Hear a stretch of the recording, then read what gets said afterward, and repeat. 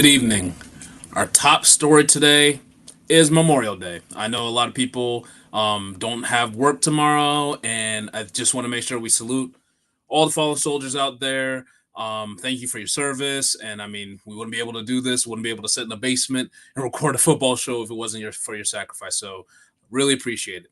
Now, on to football news. Our top story today, Anthony Richardson is not going to change the way he plays at all. According to his own press conference this past week, he said he's going to continue to run. He's going to continue to play the way he plays. He just wants to be smarter about it. I think that is incredible, great news for the fantasy community, but this obviously comes with some caution because he got injured last year, and he only finished one of the 4 games he was able to play in. So it's something that we really have to take into consideration. So we're going to get into more details about that. We also have some information about Brandon Aiyuk and his contract situation. Not a ton of progress, but we're just hearing some of his contract desires. And then we also have stories about Christian Watson and a really wild right leg, left leg situation, really messing up his hamstrings. Dolphins news, Bears news, a lot of news like that and more on Player Profiler today.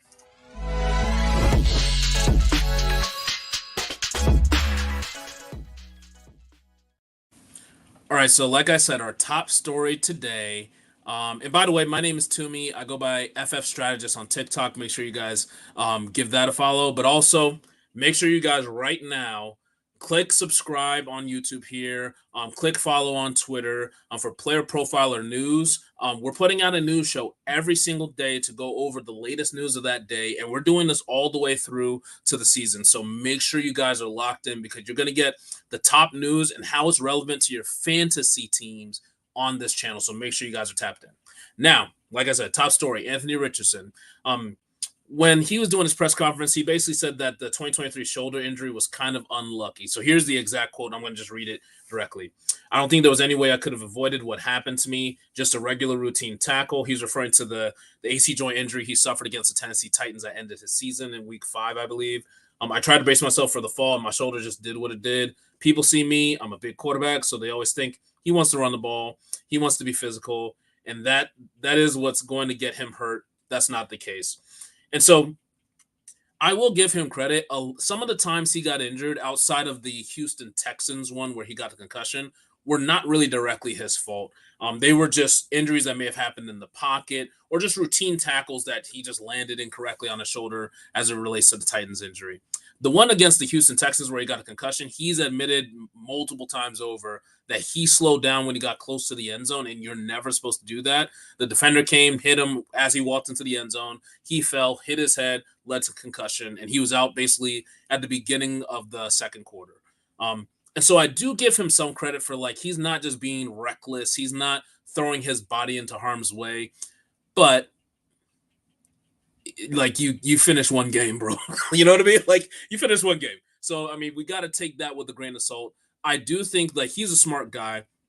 Clearly, I'm not super unbiased. I'm a Colts fan, so I'm going to probably speak of him a little bit more flowery than most. But he's a smart guy. He was talking this whole offseason about the biggest thing he needed to do this year was be available. He felt so bad that he was not able to help his team when they needed it this year. And so I do believe that he's going to try his best to be smart. He talked about getting out of bounds, sliding, just doing things where maybe I don't need to get this one little yard if it's going to risk my injury, risk my health for the team. So I do expect him to improve there.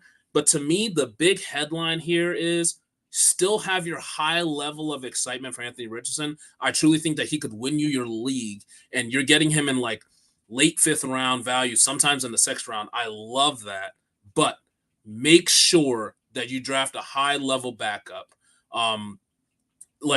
Kirk Cousins or a Brock Purdy if he slips, because I've seen him also slipping into double-digit rounds. I'm going to draft a backup quarterback with Anthony Richardson, and I don't like drafting backups typically. But in this situation, I'm going to do it just to make sure I'm secure. Because if he's on the field, he has the ability to win you your weeks. I'm going to go through some of the statistics that this guy has done, and it is really insane.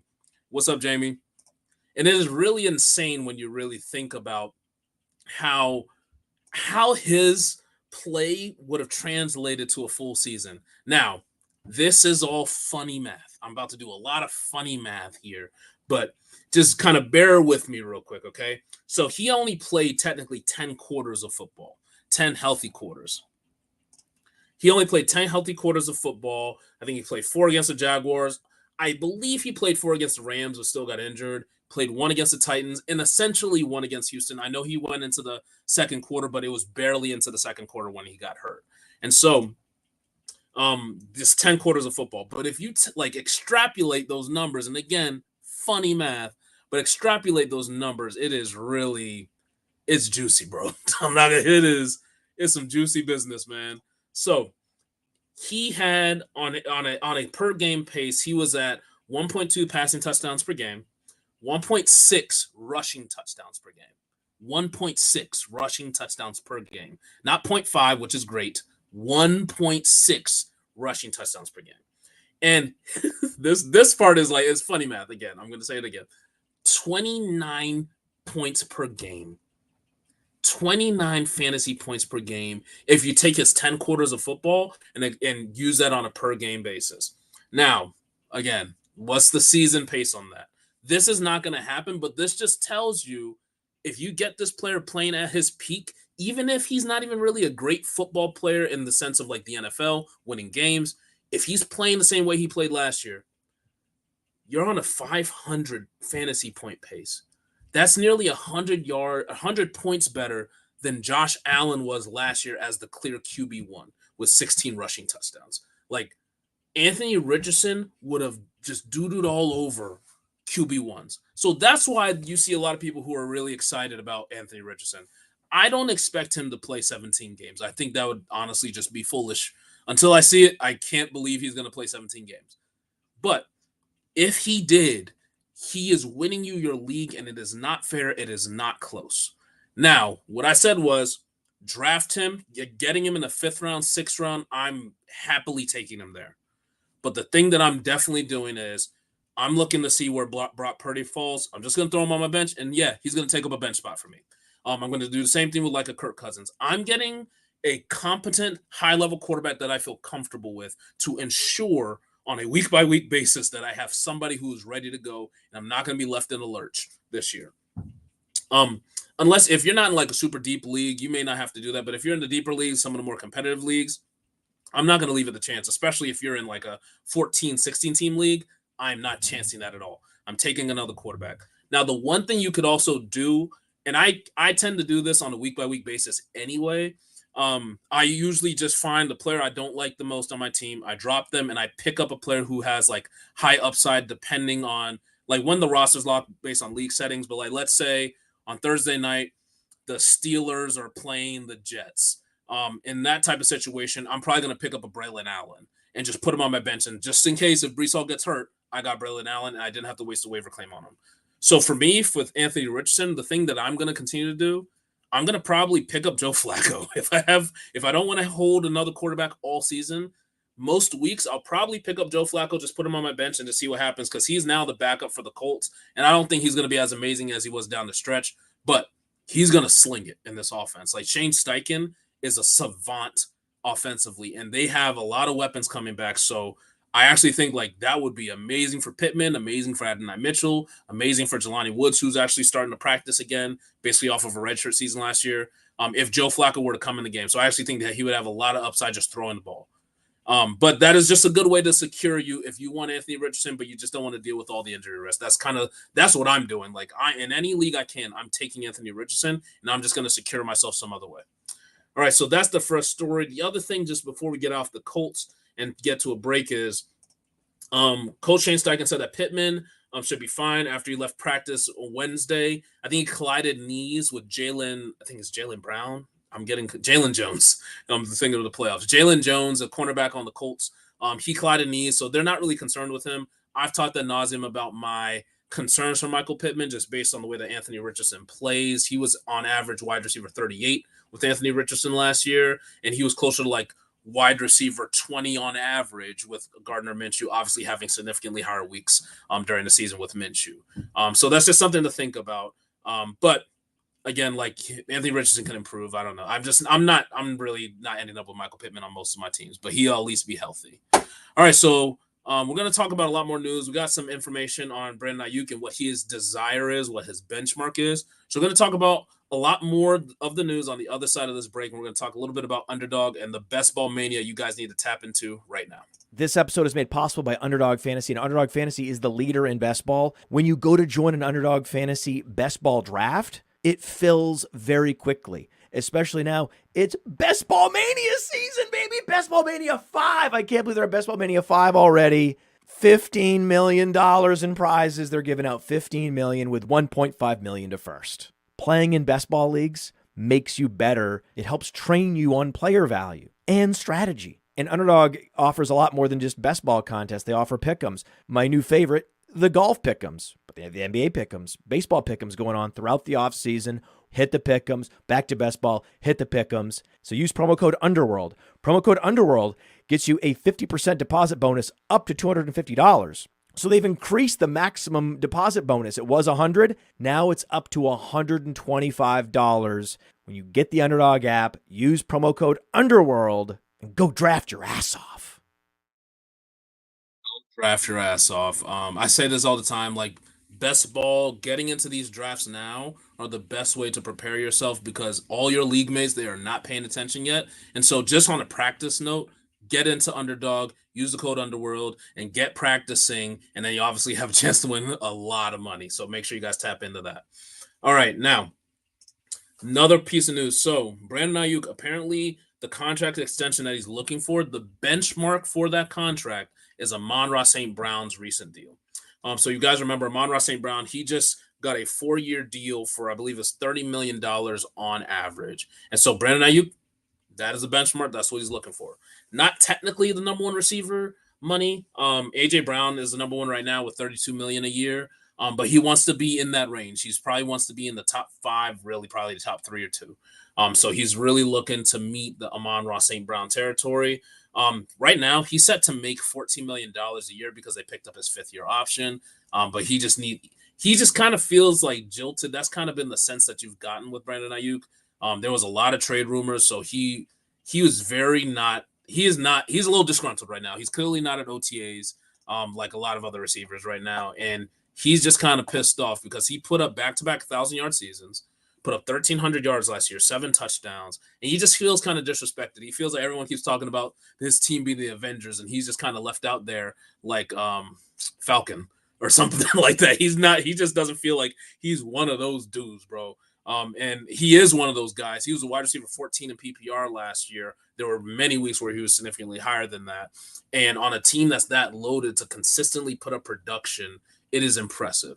And so I'm a huge fan of Brandon Aiyuk. I just don't know how much the 49ers are. So the reason I say that is I think I've said this many a time. Their offensive line outside of Trent Williams, woof, it is not great.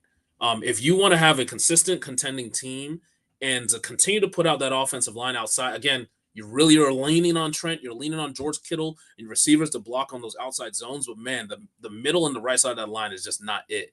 It's the fact that they drafted Ricky Pearsall was so interesting to me. Now, I'm not saying that they're not going to get a deal done with Brandon Aiyuk. I actually think they are. But it does kind of put a little pause in my step. Because of the type of receiver that Ricky Pearsall is, if I had to make a comparison on that roster, he's closer to Brandon Aiyuk than he is to Debo. He just operates really similarly.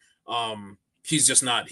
Ricky Pearsall, just FYI, is terrible after the catch. And every other player on the 49ers is great. But route running, amazing. Catch, amazing. Will go up the ladder and go get it, even though he has kind of like a short catch radius. Clearly 4.3 speed. He is really good if he's not, like from a yards after catch standpoint, if a defender is not touching him, he's fine. If a defender touches him, he's going to bring him down. But outside of that, route running, he is just crisp as hell. Like that's why he won in the first round. And it wasn't that big of a reach. It was more of just an interesting move by the 49ers. Because I mean, that's kind of where they took Brandon Aiyuk a couple years ago. So that just is something that kind of gives me pause. They say that they are planning to keep Brandon Aiyuk for the long term, but that type of move is just interesting to me. And I know Debo, he may be coming up for extension soon too, but it just seemed a little odd that they made that draft pick. But like I said, I do still expect them to get a deal done.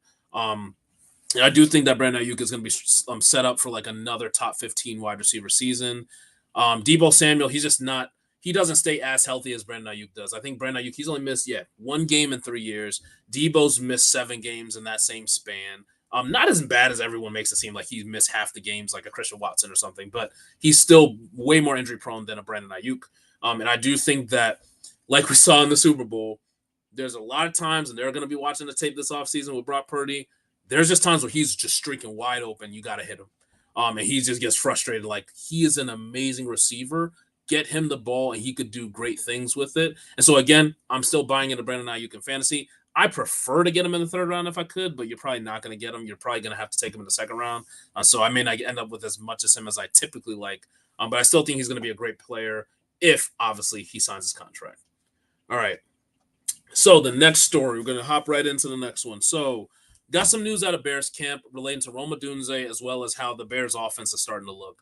Just on Rome Odunze, he's been out of practice for, I believe it was like hamstring tightness, but he's expected to return to OTAs next week.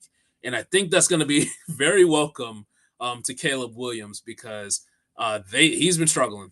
Caleb Williams has been struggling. The entire offense has been struggling. And they're missing a couple of guys. So they're missing basically the right side of their offensive line, Nate Davis, Darnell Wright. They're missing Keenan Allen. It's voluntary OTAs, so they're just not there. They're training somewhere else. And obviously Rome Odunze is not there. And apparently here's the quote from, I believe it was John Greenberg of The Athletic.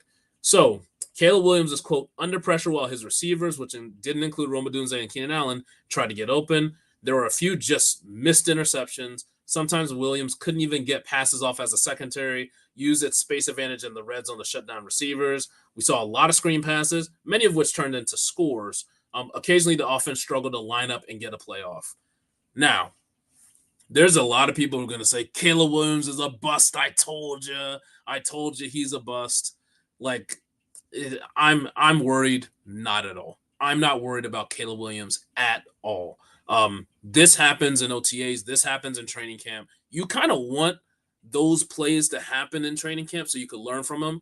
I also think that we're very much sleeping on the Chicago Bears defense. I think they're going to be a great value defense in fantasy football on a redraft basis. But yeah, I'm not worried about this team. I think this is where you get the kinks out, and you're missing critical pieces of this offense. The reason why we like Caleb Williams is because it's not just DJ Moore. It's DJ Moore. DJ Moore, Keenan Allen, DeAndre Swift out of the backfield, Cole Kmet, and you got Rome Odunze now as your third receiver. Like, that's why we like Caleb Williams so much. Very slept on Gerald Everett as a yards after catch tight end too. Like, they just had a lot of weapons, and they're gonna also run the ball a decent amount too. So I'm not worried about it. Right now, Caleb Williams. Let's just kind of run through some of the players. His ADP is QB 15 off the board, 9th roundish in like a 12-team league. I think that's fine. I prefer him in the 10. I'll say that for 11. I prefer whoever player I'm about to mention in the next round, but I don't think that's a terrible pick. I personally am taking Jaden Daniels in the 11th round over Caleb Williams in the 9th in fantasy, just because I think in fantasy he's going to produce better. I think that very similarly to like Anthony Richardson, just maybe not as much touchdown upside. He's going to be running the ball like crazy. He actually had a run per pass play rate higher than Justin Fields coming out of college. So I do think Jaden Daniels is just going to run more. And I think he just may have more fantasy value than Caleb this year. But I don't hate Caleb. I think people are tripping on that. I'm sleeping on Rashawn Johnson for sure. I'm definitely sleeping on him. I do think that he's going to have a slightly increased role, but I also believe like they are in love with DeAndre Swift. They gave him a pretty good deal for running back, and they're going to pass him the ball. And when they talk about the screens, it does speak to DeAndre Swift. It does speak to DJ Moore. And those are players who I actually do still like at their values. Like DJ Moore, he's wide receiver 18. I think that's right around like a little lower than what I would typically put him at, even with the other additions. So I think that's pretty solid. I feel like whether you're talking screens, intermediate, scramble drill with Caleb Williams, he actually will excel at all those things versus like Keenan Allen or Rome, who may excel at like one or two of those things. And so I still think I like the DJ Moore going at wide receiver 18. I think Keenan Allen at wide receiver 26 is fine. Probably a little high for me. Rome Odunze at wide receiver 33 is really high for me. And so I'm probably just not going to end up with most of these receivers, but DJ Moore in some leagues, if I'm able to get him in like the 3rd to 4th, but I'm not taking him in the 2nd or anything crazy like that. Like I said, I love the value of Swift. He's going in like 6th to 8th round, and ADP right now. That's crazy. I think we were just kind of forgetting about DeAndre Swift. He was a pure running back last year, not as great in PPR. And that is the thing he is like a savant at. He is a savant catching the ball out of the backfield. So don't sleep on him there. And Cole Kmet, there's just a story saying that he's building some chemistry with Caleb Williams. So yeah, that's a guy who if I'm just holding my water on tight end until the end of the draft, I don't mind throwing Cole Kmet on my team. And maybe this report is true. I don't want to put too much stock in it, but maybe it's true, and you get like a high end sleeper tight end out of him. But that's just something interesting I want to make sure I noted for you guys. So high level, absolutely not worried about Caleb Williams. I don't think these reports mean anything. I actually want to see you testing the waters and seeing what happens when you throw different types of plays to the defense. And again, Chicago Bears defense is a sleeper pick. I don't think most people are going to draft them. Throw them on your team if you're going to get your defense in the last round, like you should in your redraft league. So make sure you do that, all right? Next story, we're cooking. All right, so this is about Christian Watson, another guy who his value is so low that I think it's prime for just upside. Like you're just low risk, high upside, so you got to take Christian Watson if you see him in your drafts. And hopefully the story helps convince you that he's not going to be as injury prone, right? All right, so testing at the University of Wisconsin showed that Watson had a 20% muscle mass difference between his right leg and his left leg. And that difference has since been reduced to 8 to 10%. That's a significant deal. That's really crazy. Like that is a big deal as it relates to his hamstrings. It just seems like that asymmetrical stride is what's been the cause of the hamstrings, and that's what Christian Watson truly believes. Like that, he basically said, for me, it was the asymmetry between the legs. He said it comes from a lot of things. Obviously, the issues I've had in the past with hamstrings, not fully recovering from those strength-wise. I've been attacking the strength side of it, trying to get that symmetry back. It's been huge for me. I feel really, really good. I gotta continue grinding at it. So apparently he's been moving really well. He's been explosive in and out of his breaks. No hesitation during OTAs. And while, yes, it seems like, oh my gosh, we're hyping up Christian Watson. I think if you're getting him like in the drafts I've seen in like the 9th round, why not? Like if he is healthy, they still, no matter what, they think he's the wide receiver 1 on that team.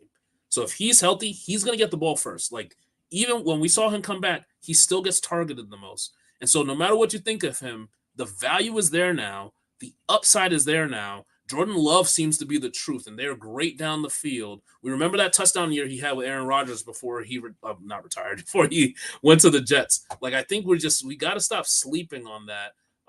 And I get it.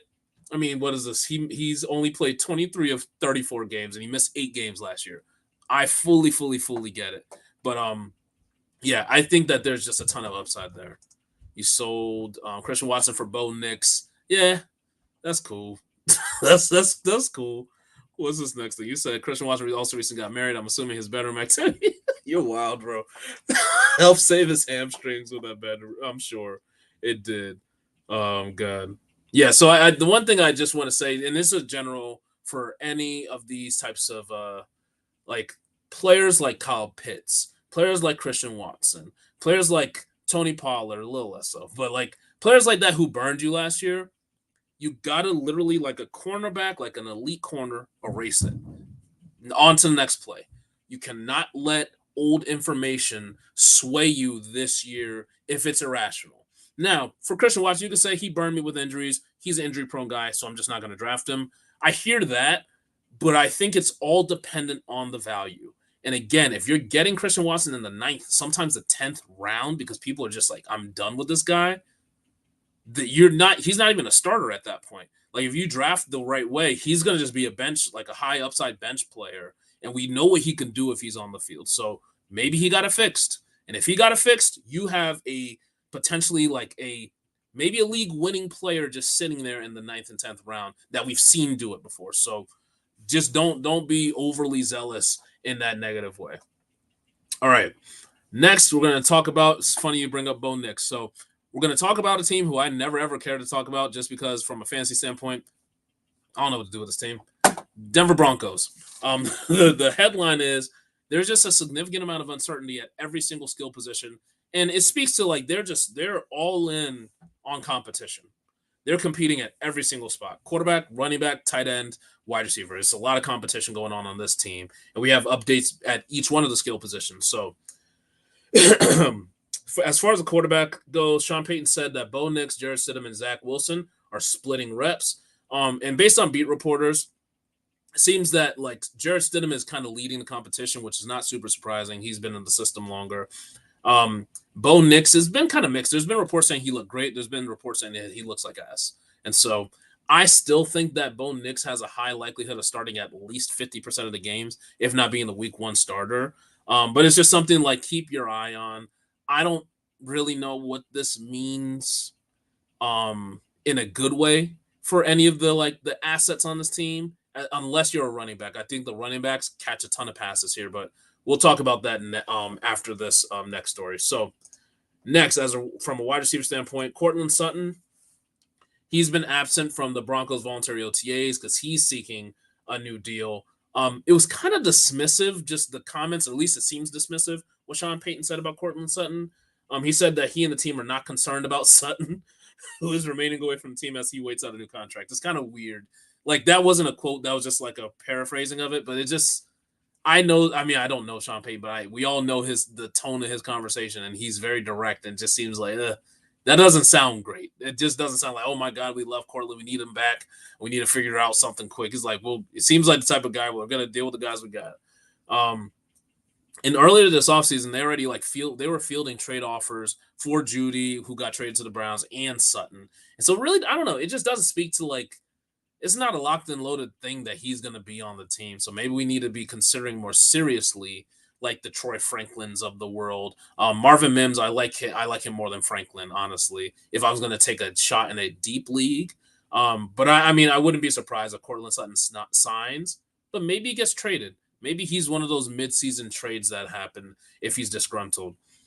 We do forget last year, he had a really good year. He was one of those players who you never knew, like, all right, he had a good week last week, but maybe, I don't know, he's not going to do that again. And then he did it again. And all right, he had 2 good weeks. He's not going to do it again. He did it again. Like, my wife had him in fantasy, and he was just jacking her up because the 1 week she would start him, he would just give you an egg. But, he had 10 touchdowns in 16 games. That's really, really solid. He's never actually had over 830 yards in his career, but the touchdowns really saved him last year. So I'm saying all this because I don't really know what to do with this guy. I don't know what to do with the receiving options on this team.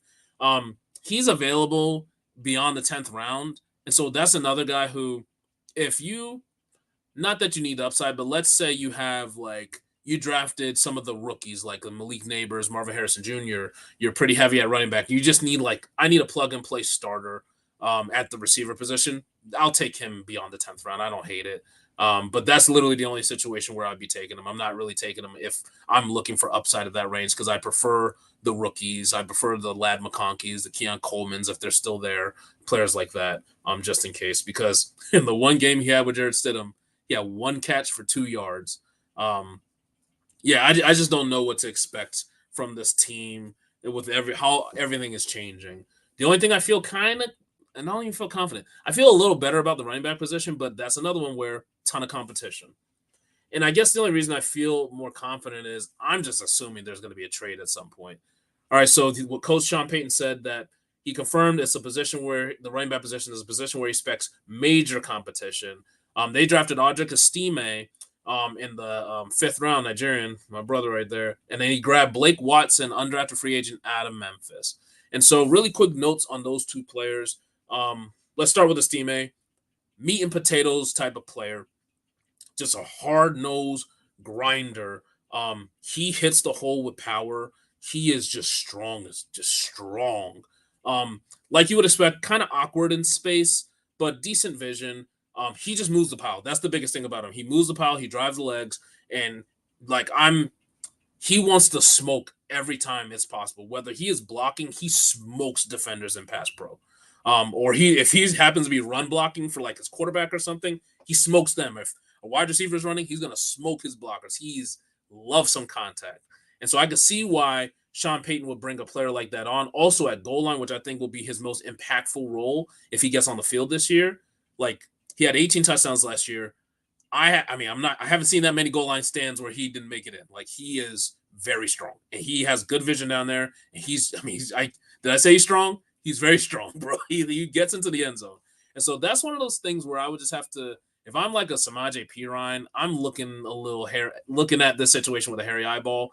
Even Javonte Williams, if they want to trade him, like Audric Estime, first and second down guy, he's locked in. And honestly, third down, his pass pro is really nice. So I would not be surprised if he's like a sleeper, even though he was a 5th round pick. And then Blake Watson, he's an exciting player, very much like a Memphis-y style player, like Gibson, Pollard. He's a smooth receiver, better speed on the field than you would think. Very explosive, but he needs development as a pure running back. But he's a good pass catcher for sure.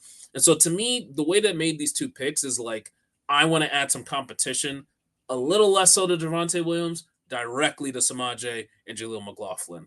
I think those 2 players are very much cut risks this year. Would not be surprised. I don't think you're going to be able to trade them for anything. Wouldn't be surprised if they're cut in August for those 2 players, the Audric Estime and Blake Watson.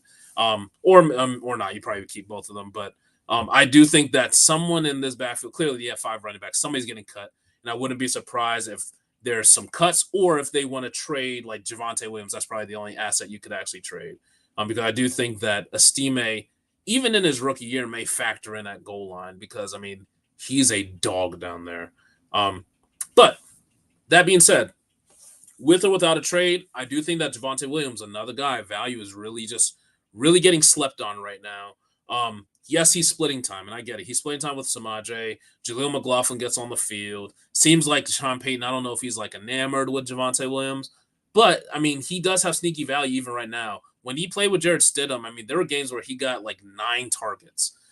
This offense calls for passes to the running back, and he is still incredibly skilled at that. And so I do think that if you're just looking for a late round guy, I just need a plug in a starter. Not a bad option for you, especially in PPR. And then this just looks like a team to me that at the trade deadline they may start selling parts, and he would be a perfect piece to sell to like a team who's trying to compete. Like, let's say Dallas is like needing a player like that. Well, they need him right now, but if they need a player like this, they draft or they trade for him. Or if there's a team who just deals with a major running back injury, I'm not gonna jinx any player and say their name. But if a team needs a running back, Javonte Williams may be a perfect trade target for those teams. Same thing with Cortland Sutton. I just think that this is a team that may start stripping parts at the deadline for some younger players to get playing time. All right. And the last story is Greg Dulcich. He's still not healthy.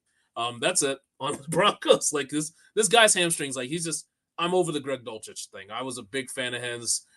He cannot stay healthy. He probably needs to go to the same lab that Christian Watson went to because something's going on where this guy can't even practice right now in OTAs with his same hamstrings. Like it's just getting nuts now. All right, so to wrap up the show, we're gonna just do some quick hits. Also, if you guys have comments, questions, throw them in the chat, throw them in the live chat. I'm gonna do another plug. Make sure every single person in here, we got like 55 people watching right now. Make sure you guys subscribe. Every time we do the show, most days, I'd say like 90% of the time we do a live show, and it's a different person every single day. So we're giving you the news. I'm on Sundays, but we got Matt on Saturdays. We got a lot of great dudes doing content. So make sure you guys tap in. And again, Toomey, Fantasy Football Strategist on TikTok. Make sure you guys lock into that too. Now, quick hits. Tua Tagovailoa, he drops weight. All the QBs dropping weight this year. So he drops weight, awaiting his extension. They picked up his 5th-year option, but I think it's just they're going to get a deal done. I'm not worried about this for real. He dropped 10 to 15 pounds. It seems like he wants to be more mobile. I would not be really expecting that. He doesn't – he gives you at maximum 2 carries a game in his best rushing years. And so I just don't think that we're going to see rushing from him. I actually think a lot of it is mobility to be able to get outside the pocket, but also to avoid sacks because that offensive line – talk about a team who continues to not significantly address an issue. They have not. If Teron Armstead is not healthy, that team literally, you see the splits between their offensive performance with and without Teron Armstead. It is shocking. And so I think that Tua is doing some of that just to be able to get away from pass rush. So we'll see how far that goes. Teron Armstead, he's never really healthy. So hopefully he can stay healthy more than he's typically done. Next. Daniel Jones said he anticipates starting week 1.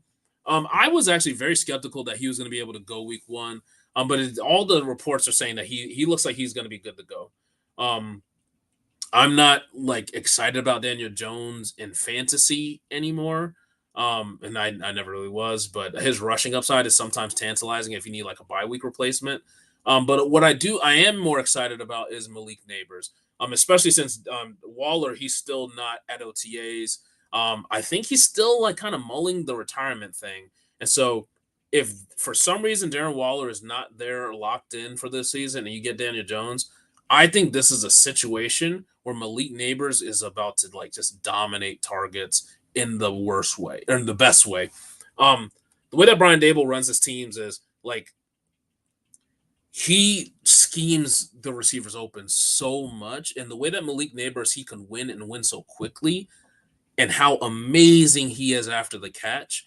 Like this is a perfect offense for him. You see how Dable he always wants to get like yak guys or guys who can do anything after the catch. Malik Neighbors is that in spades. And so if you're getting Malik Neighbors the ball close to the line of scrimmage, he could turn up and go crazy down the field, especially since Daniel Jones doesn't like to throw down the field. That's why Jalen Hyatt, I'm not super excited about him. Like that's not his bag. But the close intermediate crossers, all that stuff, Malik Neighbors is going to probably have like 10, 11 plus targets a game. And so to me, if you're getting him in the 5th round, which his ADP is at right now, I love it. I've seen some drafts I've been in where he's gone in the 3rd round in redraft. I hate that.